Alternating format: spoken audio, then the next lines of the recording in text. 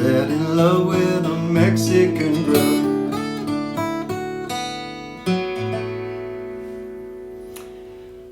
El Paso by Marty Robbins was recorded in 1959. I grew up, my dad played this record a lot when I was growing up. But it's a classic. It's been inducted into the Grammy Hall of Fame. It's one of the top 100 country songs of all time. What makes this song fantastic, not only the story behind the story that the song tells, but is the guitar. The guitar is played by a guy called Grady Martin. And he was part of the Nashville A-Team, so they're called. They were a bunch of session musicians that were just at the top of their game around the late 50s and 60s. He's played on records for Roy Orbison. He was Willie Nelson's lead guitar player for a while. He played On the Road Again on that recording. Johnny Cash, Elvis, he's played with everybody who's everybody. What he does in this song is just beautiful and tasteful, and it makes this song sound like the Tex-Mex kind of song that it is. And so what I've done is there's little interspersed throughout the song, there's little beautiful riffs, kind of Spanish guitar riffs, all the way through this song. So what I've done is I've tabbed out like the first 3 or 4 to give you an idea of the plethora of beautiful, tasty licks that Grady Martin has put in this song. And I've given you the outline of the song, which is basically verse, then bridge, then verse, then bridge. It's not really a chorus as such. It just tells you a verse, then it swings around at the end of a verse with a bridge, back to another verse. So your chart is 1 page long, and it's got everything you need on it with the first kind of verses, the first verse worth of Grady Martin's fantastic guitar riffs. So this song starts with this fantastic intro. Using triplets, we go 1, 2, 3, 4, 5, 6. So across that 7th fret, D string, G string, B string, up to the 10th fret on the B, back down to the 7 again, back down to the 7 on the G. So 1, 2, 3, 4, 5, 6.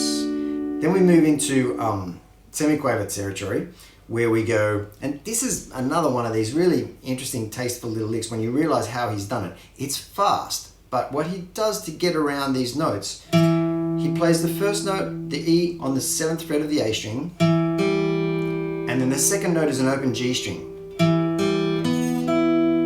Then we move up through an E minor bar chord shape, adding that note on the 10th fret B string, and coming down back through that E minor triad. So it sounds like this.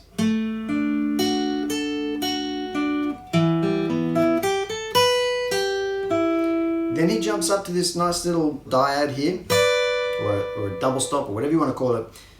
It's 12th fret on the B string, 10th fret on the E string, down to 10 and 9, then down to 8 and 7, and you can keep going down 7 and 5, 5 and 3, but I find it easier because he's got to get back up around that 12th fret again quickly. Once you get down to here on the 8th fret and the 7th fret, come over to the G and the B strings to play, instead of those 2 notes there, you play them here, 11 on G and 10 on B. So you go, and change from those 2 fingers to those 2 fingers, and that makes it smoother again. Move that shape down 2 frets, and then you land back on those 7s that you started on, right? So I'll play through the whole thing slowly so you can get it. 2, 3, 4.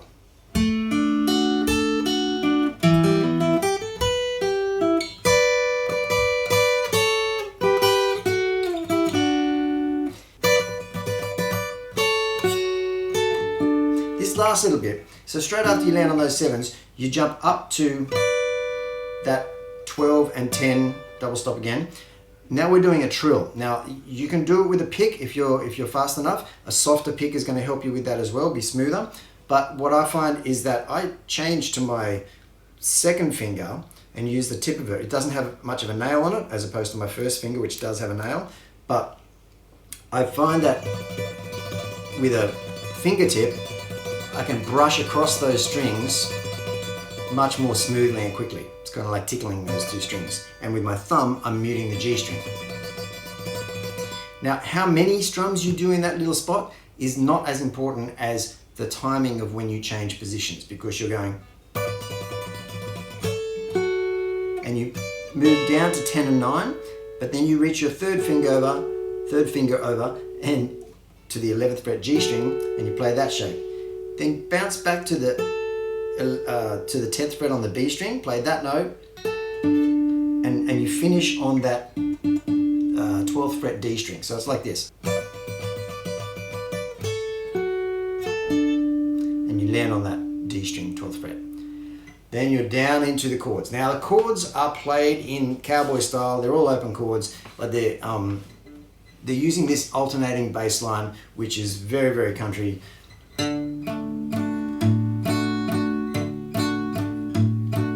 Also a bit polka, if you like. But it's alternating from the D string to the A string, okay? So you go out, and you can do it with a pick, just like I did then. Or you can play thumb and either strum those 3 strings with your fingers or pick them with 3 fingers. I like to pick them all because it gives me a lot more control over that sound. And you go, out in the West Texas, E minor, town of El Paso, A, straight up A major. I fell in love with a Mexican girl. Here is our first riff. As he hits that first beat on the D, Grady Martin goes, simple, beautiful, really nice. He does that all the way through the song.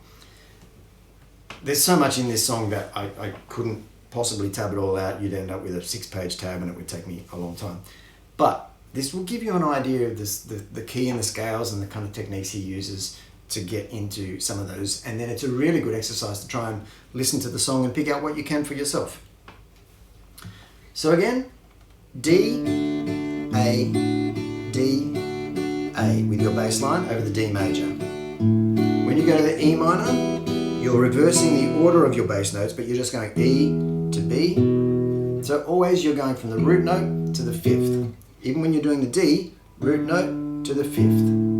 Root note to the 5th. But then the A, same thing. Root note to the 5th.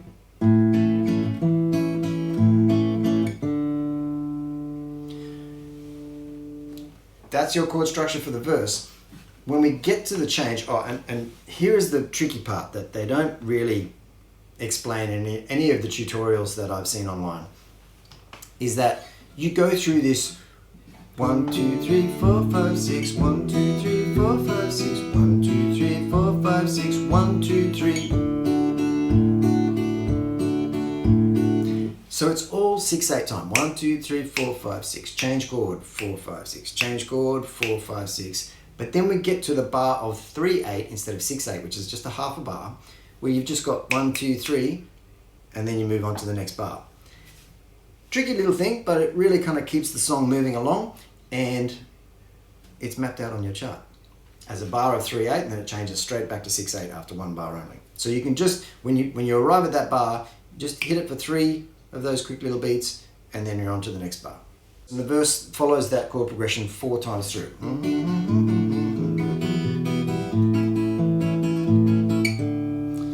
There's an extra little one he does on the E minor.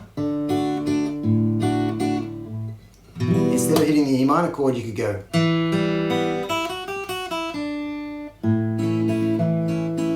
When we hit the D, it's 1, 2.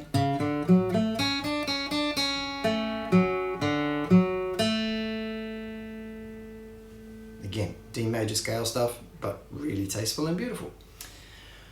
On the third line, another really nice, tasteful little riff using those trills. This time he's starting up on the 15th fret of the B and the 14th fret of the E.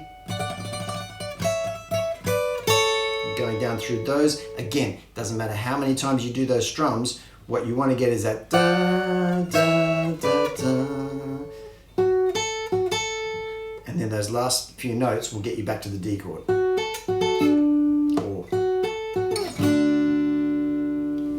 Then there's one more line, the last line in that first verse, he ends with a really simple little.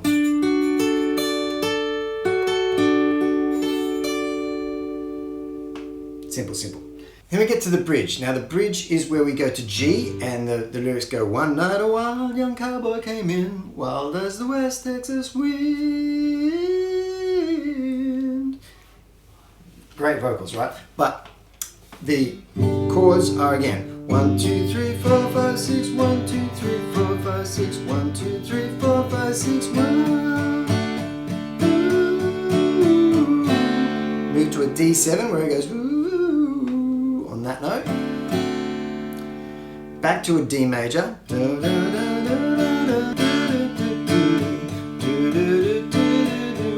2, 3, 2, 4, 5, 6, 1, 2, 3, 4, 5, 6. Back to the start. So that is the end of your page, and that gets you back to the start of the next verse, and that pattern follows all the way through.